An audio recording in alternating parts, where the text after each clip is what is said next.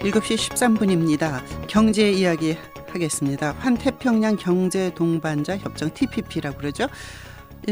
일단 지난 5일에 아주 자세한 내용이 좀 밝혀졌습니다. 그렇다면 우리에게는 어떤 영향을 미치게 될 것인가를 숭실대 경제학과의 온기훈 교수로부터 말씀 듣겠습니다.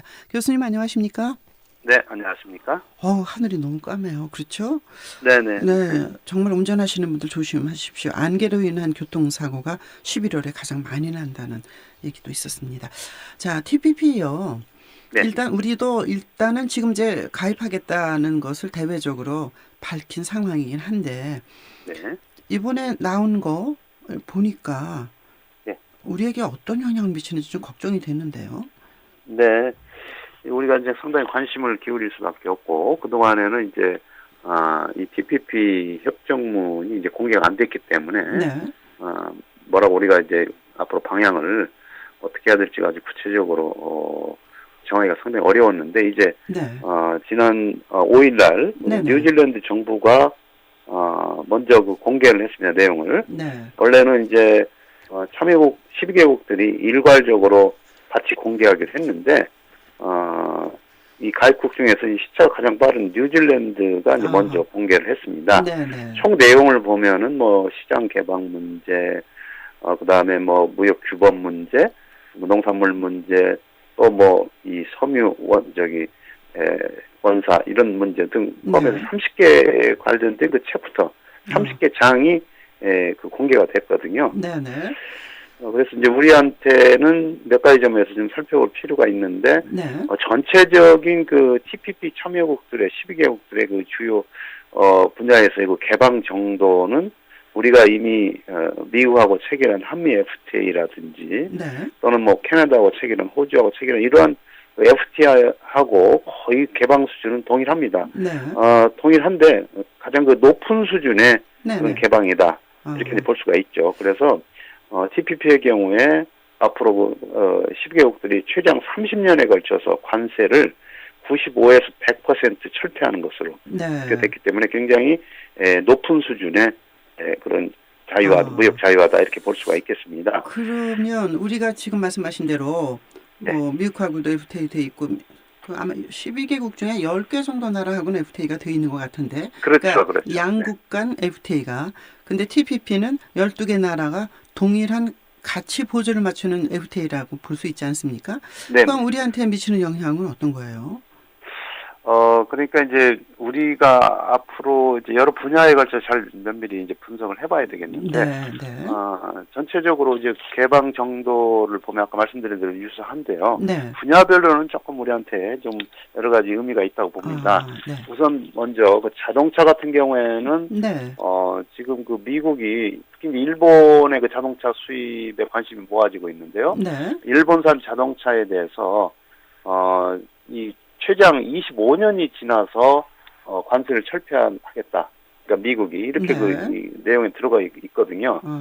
그런데 우리나라의 경우에는 우리나라 자동차에 대해서 지금 그 한미 FTA는 이 발효 이후에 5년 후에 완전히 그 관세가 철폐되도록 이렇게 되어 있습니다. 그러니까 내년 1월 1일부터는 이제 관세가 사라지게 되는데 일본 차에 대해서는 25년이 지나야 TPP가 발효된 이후 25년이 지나서 관세를 철폐하겠다. 다시 말해서 일본산 자동차에 대해서 굉장히 민감하게 반응한다 이런 얘기죠. 미국 시장 점유율이 높기 때문에 그렇겠죠. 그렇죠. 한국 자동차보다는 더 좀 걱정스럽다 이렇게 보고 있는데요. 네. 그런데 이제 조금 우리가 유리한 것도 있긴 합니다. 네. 그러니까 자동차가 유리하긴 하고요. 네.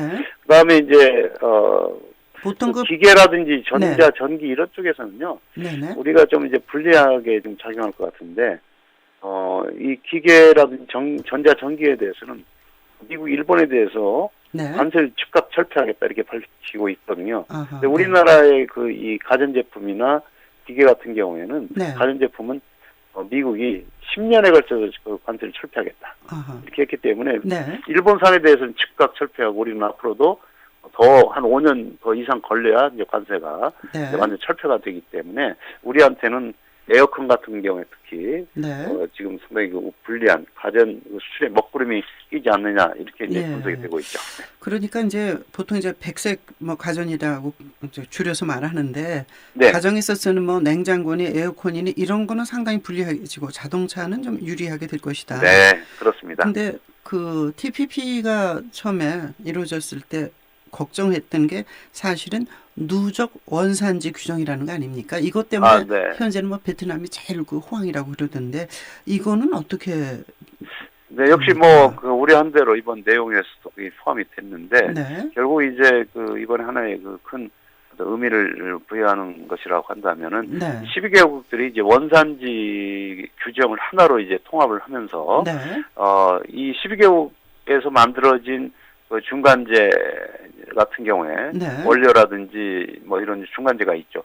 이런 것들은 같은 원산지로 취급하겠다. 아하.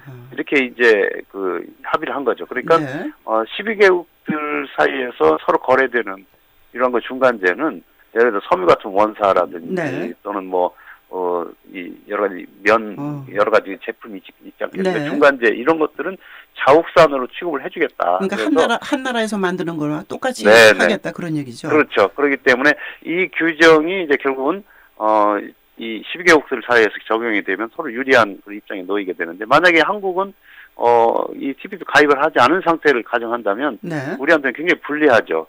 그래서 원산지라고 해서 그 규정을 예를 들어 한 60% 이상을 충족을 시켜야 이거를 자국산으로 인정을 해주겠다. 네. 이런 얘기거든요. 근데 한국은 이제 이를테면은 12개국에서 수입을 안 해주겠죠. 한국은. 그렇겠죠. 왜냐하면 예. 그 원산지에 그 포함이 안 되기 때문에. 그래서 네. 이렇게 되면은 상당히 한국한테는 불리한데 이 문제는 역시 이번에 그 합의 내용이 분명히 들어가 있기 때문에 네. 이 문제에 대해서 우리가 이제 TPP에 가입하면 이 문제는 없어지게 되겠지만은 네.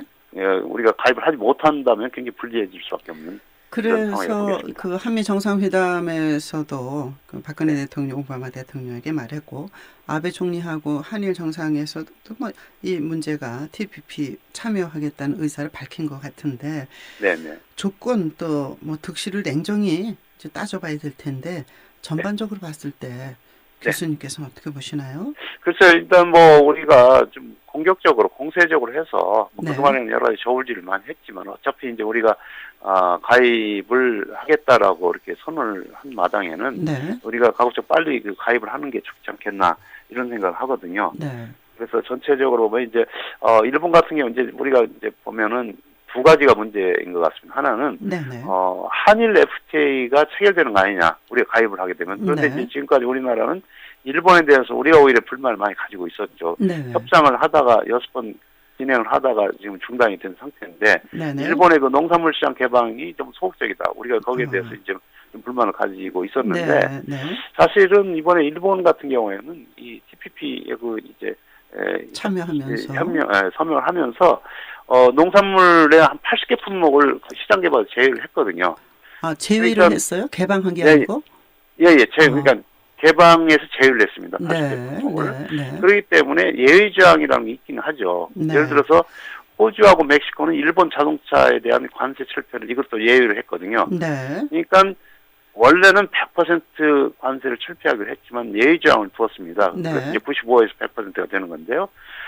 우리도 사실은 이제 그 TPP 가입할 때 농산물 같은 걸 제외를 시킬 수 있다. 그런 네. 여지가 있다고 볼 수가 있겠고요. 예. 특히 이제 일본하고의 관계에 있어서는 그 부분이 걸림돌인데 네. 일본에 대해서도 이제 결국은 그것을 각오를 해야 되겠죠. TPP에 가입하게 네. 되면 한국과 일본이 FTA를 체결하게 되고 네. 그것은 한국과 일본이 서로 시장을 개방을 해야 된다라고 예. 하는 것을 일본도 농산물 시장을 좀 더 개방을 과감하게 하고 네. 우리도 일본의 공산품에 대해서 그렇게 뭐 우려하지 예. 말고 그걸 받아들여야 되는 이런 게 우리가 전제가 돼야 되지 않을까 생각합니다. 예, TPP 협상이 시작부터 타결가 7년 정도 걸렸습니다.